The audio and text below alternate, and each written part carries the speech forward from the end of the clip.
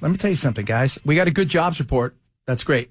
There's jobs out there. It may not be the best jobs in some areas and may not be all the things that you dream of, especially if you're younger, right? Because you got to start maybe down at the bottom. And I know that they told you were going to come out of college and get a $700,000 a year job. That didn't happen. But consider the alternative, China. These entrepreneurs are racking up thousands of followers online for their unusual proposals. Here in my company, we pretend to work. There is no activity. You're unemployed, so come to me and do what you want. In the heart of the business district in the Chinese city Chongqing lies a fake company. This is the reception area, but there's nobody there. This is our workspace. There are computers and printers, but they don't work. Here about 15 people pretend they're working. This is an office with a nice view, but we only use it to play video games and take naps. Sign me up, man. So these are Gen Zs and some older millennials. I mean, younger millennials. They're there in the heart of the business district. They don't have a job. They got no gigs. So they're paying to pretend to have a gig. That's not good. In actual fact, these fake employees are jobless, choosing instead to pay €6 daily to spend up to 8 hours a day here. The office used to be a travel agency, and they like to pretend it is still one for some work-like activity. It's a fake trip to Macau. It costs €170. For 21-year-old Danny Wu, it's the extra touch that makes the concept enticing and believable. I take photos of my work environment. My family always asks me what I do. I can give them proof. This is a bogus business registration certificate she will later show her parents. She's so afraid to show her family and friends that she doesn't have a job, that she's faking it. This is China's big fear. So where's she getting the money to pay that?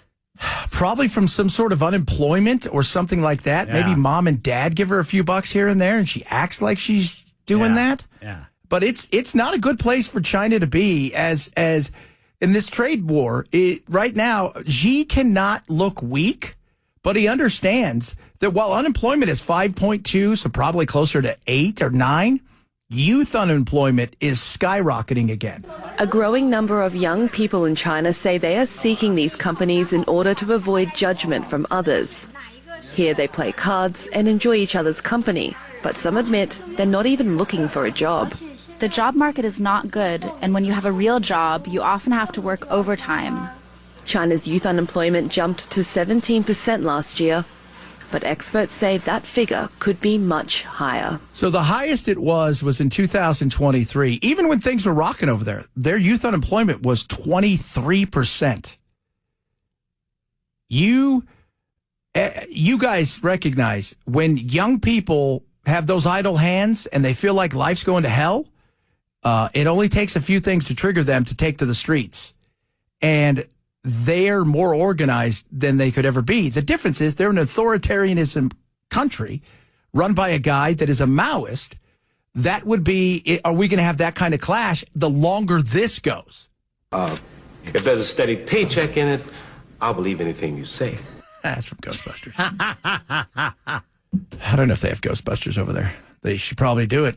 I'll tell you that. So, that'd be a great way to get paid. Oh, wouldn't it be? Fighting ghosts all day? Yes. How great was that? Because you know what? You never have to show anything. No, you just got to pretend like you heard something. And just tell everybody, yeah, you got ghosts. I don't know. I'm not the exorcist. We can do that with an extra fee. Let me burn some sage. See how this works for you. But this right here is the kind of stuff that, while kind of humorous and also sad, yeah, this is the stuff that scares Xi. He can deal with the uncomfortableness for a while from the U.S. because he can't be seen by his people to be weak. That being said, at some point in time, something may break. And as they start closing factories and the job outlook gets worse, that's when you're going to have some serious issues. Because the young, you know what's weird? It reminded me a lot of our young. They're going to ask me to work overtime if I really do get a job. That was kind of weird. But they all sit there and they're just playing video games and on their phones, which is... They don't seem bothered that they don't even have a job at this point. I've worked in the private sector. They expect results. That's exactly it. That, ladies and gentlemen, Dan Aykroyd. Phenomenal movie.